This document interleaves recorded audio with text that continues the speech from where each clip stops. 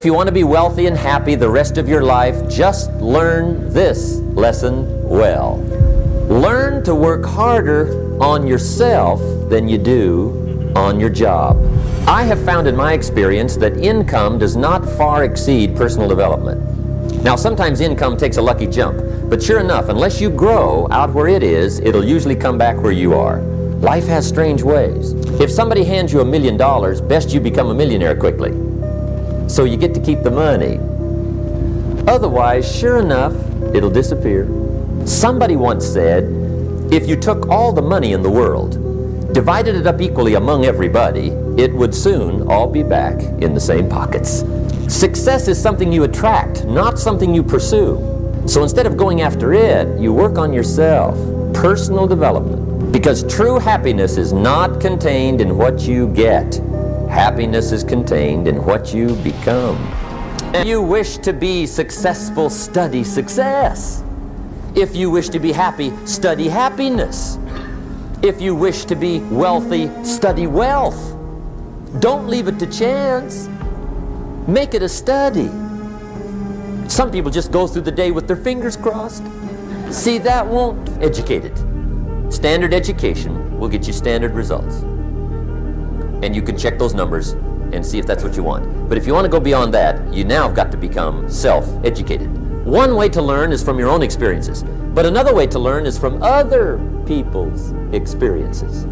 See, one book might save you 5 years if you read it. Did you know there's books on how to be stronger, more decisive, be a speaker, be a leader, have a better effect on other people, develop your personality? Did you know there's books on that? Did you know that hundreds of successful people have written their stories in books and they wrote down how they did it, and people don't read it? How would you explain that? Now, you don't have to read half the night, but put this in your notes: 30 minutes a day. Good reader. Now, that's my opinion. Listen to the other lecturers and listen to me and make up your own mind. Don't be a follower, be a student. Here's the second way to find out how to change your life. And that's to listen. Get around successful people and listen. Now, you can also learn from unsuccessful people. Take notes on both, negative and positive. Find out what poor people read and don't read it. Right? That's good information. Learn from the negative. But now you can also learn from the positive. Get around successful people. Listen to what they say. Listen to how they say it. It's important. Now, here's some of the best advice I've got for the whole evening. Poor people ought to take rich people out to dinner and listen. That's some of the best I got. But you're right. Poor people don't usually take rich people out to dinner. The guy said he's rich, let him buy his own dinner. I'm not coming up with any money. You're lucky to get your own supper, let alone running around trying to find a rich man to feed. And the guy's behind. If a guy's not doing well, one of the first things he ought to do is find a guy that is doing well and offer to buy him his dinner. Spend $50, $60, $80, $100. Go for the full 9 course. If you get a successful person to eat and talk for 2 hours, they're liable to drop ideas in your lap, change your life. Multiply your income by 2, by 3, by 5. But you're right. Poor people don't usually take rich people out to dinner. Now, here's the third way to find out how to change your life, and that's to observe. You can pick up a lot of ideas just by watching. Get around successful people and watch. Here's why. Success leaves clues. Watch how the man shakes hands. Watch how the lady responds. People who do well do certain things over and over and over and over. And if you're don't miss anything. Wherever you are, be there. Excellent. Now, see, that's exciting. On any given day, you can massively change the direction of your life. Here's what else it takes for life change. Self-motivation. Key phrase, self-motivation. I don't know why we call it self-motivation. It's really the only kind there is. You got to motivate yourself. Learning lead to knowledge. You'll become a fool. Let your learning lead to action. You can become wealthy.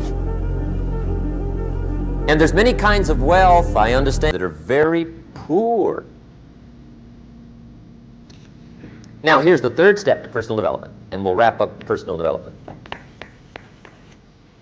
Step number 3, it's just a little caution, and all through life we need little cautions. This one simply says, don't try to beat the system. Find out how it works, work it, but don't try to beat it. Some people learn just enough to start slicing it, shading it, thinning it, cutting corners, and looking for cheap answers. See, don't fall for that. You'll wind up with a cheap life. Find out how it works best and do it that way.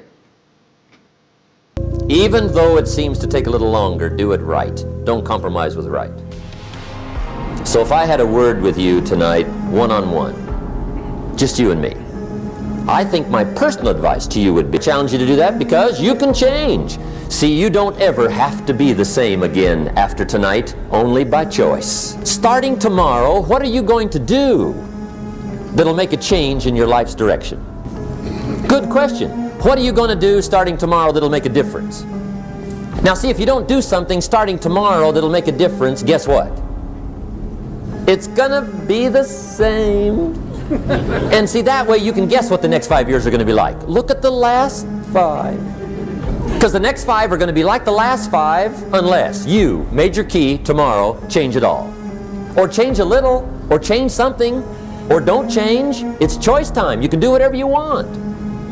But it's nice to know any day you wish you can change your whole life.